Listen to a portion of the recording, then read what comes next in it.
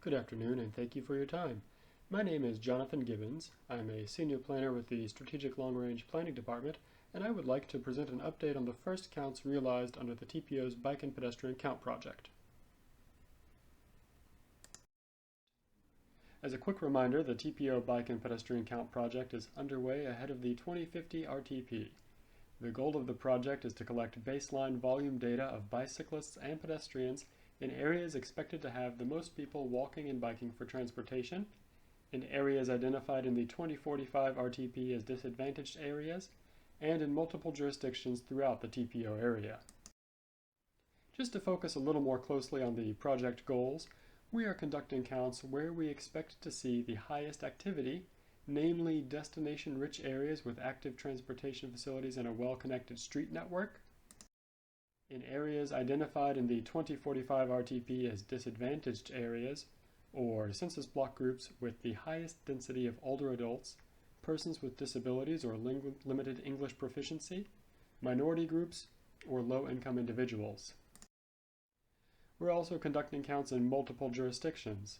We're conducting counts in Chattanooga, Collegedale, East Ridge, Fort Oglethorpe, Red Bank, and Ringgold.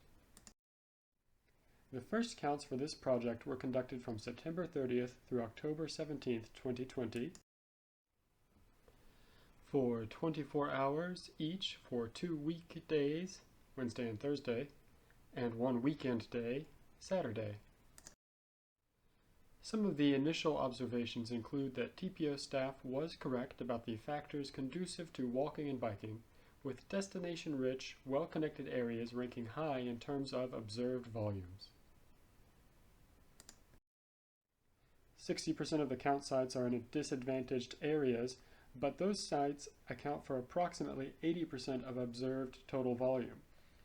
While staff will continue to monitor and evaluate these findings, they do seem to align with the statement from the 2045 RTP that disadvantaged populations often have an even greater need for safe, reliable access by walking, biking, and transit.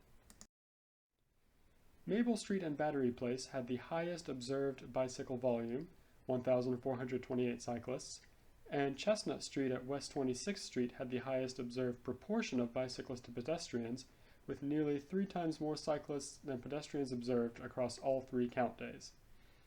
Chestnut Street at West 26th Street was in fact the only site with a higher bicycle than pedestrian volume. Both of these sites provide easy access between the Tennessee River Park and the higher density street network in downtown Chattanooga. This could be an indication of the River Park acting like a bike expressway for longer trips. The City of Chattanooga has recently completed a streetscaping and side path installation 1 block away from the Chestnut and 26th Street site, and we will continue to watch this site for any volume changes. In terms of time of day or day of the week observations, biking and pedestrian activity was observed throughout the 24-hour cycle and was not limited to the first shift, quote, rush hour commute pattern.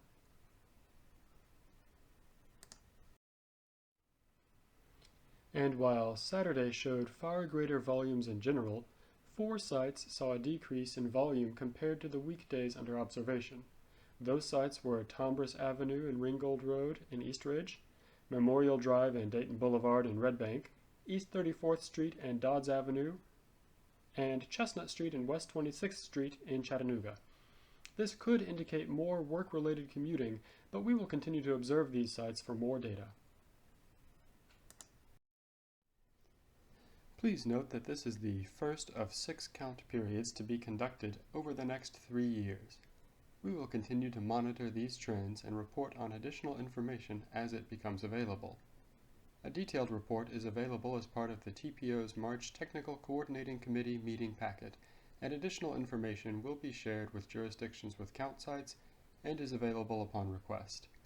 Please contact us at tpo@chattanooga.gov with any questions. Thank you again for your time.